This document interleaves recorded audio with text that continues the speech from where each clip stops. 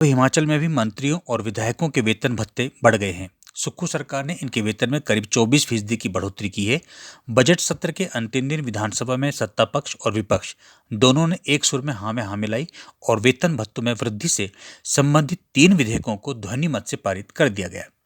लेकिन इस बढ़ोतरी के चलते अब मंत्री विधायकों को बिजली, पानी और टेलीफोन भत्ता नहीं मिलेगा। सुक्खू सरकार ने इसे तय कर दिया है। ऐसे में अब मंत्रियों और विधायकों को बिजली, पानी और टेलीफोन के बिल खुद चुकाने होंगे।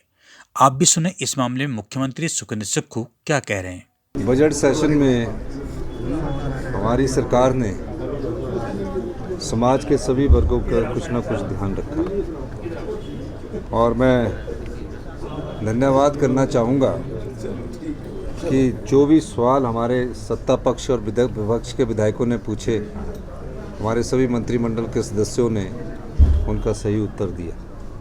निश्चित रूप से 2-3 बिल बड़े महत्वपूर्ण 3 बिल आए।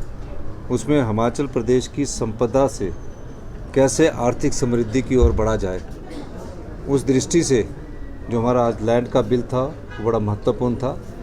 प्रॉपर्टी में हमारा किस प्रकार हम अपना लैंड रेवेन्यू जनरेट कर सकते हैं, उस दृष्टि से ये बहुत महत्वपूर्ण बिल था। और मैंने सदन के अंदर भी जब माननीय मंत्री जी उत्तर दे रहे थे तो उनसे पहले मैंने ये कहा कि तकरीबन 500 से 1000 करोड़ रुपया इस वित्तीय वर्ष में हम उससे इकट्ठा करने की कोशिश करेंगे। दूसरा बिल, जो युवा पीढ़ी हमारी नशे में चली गई है और नशे के खिलाफ उनको हमारा जो एक जीरो टॉलरेंस अगेंस्ट ड्रग्स है, उसके खिलाफ हमने एक जो पिछले 3 महीने से अभियान चलाया हुआ है, उसमें जिस प्रकार कई बेल्स हो जाती है और दोबारा से वो लोग उसी कार्य में लग जाते हैं, उनके खिलाफ हमने एक बिल इस विधानसभा क्षेत्र में लाया है। ऑर्गेनाइज क्राइम का बिल हमने इस विधानसभा में लाया है, जिसमें मृत्यु दंड का प्रावधान किया है, 10 साल की सज़ा का प्रावधान किया है। इसलिए ये बड़ा ऐतिहासिक सत्र था। इस ऐतिहासिक सत्र में जो महत्वपूर्ण बदलाव हम बिल लेकर आए हैं, जो अभी एक्ट का रूप धारण करेंगे, उसके बाद आप देखना कि जो नशे के कारोबार में जो अभी 30% की कमी आई है, आने वाले समय में इसमें बहुत अधिक कमी आएगी।